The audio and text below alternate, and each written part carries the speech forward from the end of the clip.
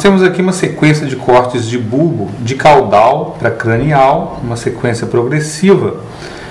O corte de bulbo ele é caracterizado por possuir uma porção fechada, onde não temos o ventrículo ainda presente, e uma porção aberta, onde o bulbo forma o assoalho do ventrículo, como já colocamos antes.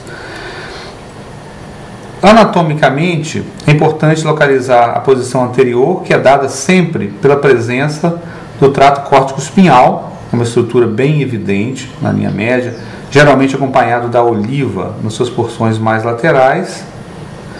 E quando o bulbo se abre, a presença do quarto ventrículo confere a esse bulbo uma conformação anatômica característica, né, um sinal bastante importante, que é a presença do ventrículo, que ele tem um formato mais ou menos em V, e que facilita sobremaneira essa localização espacial. Então, a grande referência inicial é buscar o trato córtico-espinhal e a oliva se presente anteriormente, e posteriormente verificar se existe ou não a presença do quarto ventrículo.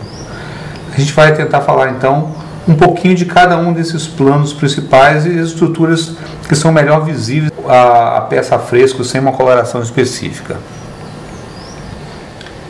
Essa é uma sequência de 3 cortes caudais. Esse é o corte mais inferior, um corte um pouquinho mais acima e um corte um pouquinho abaixo da abertura do quarto ventrículo.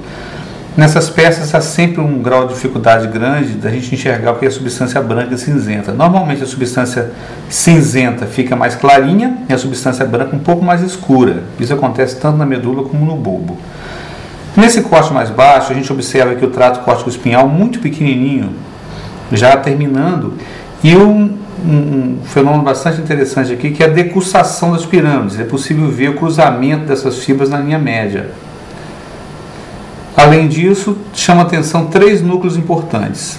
Um núcleo mais posterior, bem próximo da linha média, do sulco mediano posterior, que é o núcleo grácil. Um outro núcleo um pouquinho mais lateral, que é o núcleo cuneiforme. E um outro núcleo, que é o núcleo do trato espinhal do nervo trigêmeo. Nos cortes um pouquinho mais superiores, nós observamos aqui a pirâmide agora um pouquinho maior, mais definida, o núcleo grácil, o núcleo cuneiforme, com fascículo cuneiforme aqui formando uma cápsula sobre ele, e o núcleo tráqueo espinhal do nervo trigêmeo. Aqui ainda é possível ver movimentos de fibras já começando a formar a decussação das pirâmides. Esse corte mais alto, a pirâmide é mais definida ainda, está aqui a fissura mediana anterior. Nós observamos aqui, o núcleo do trato espinhal do trigêmeo, faz uma projeção, inclusive, na superfície lateral do bulbo, chamada de tubérculo cinéreo, ou cinerium, o tubérculo trigeminal. Aqui um núcleo cuneiforme, com fascículo cuneiforme em torno dele, e aqui o núcleo grácil.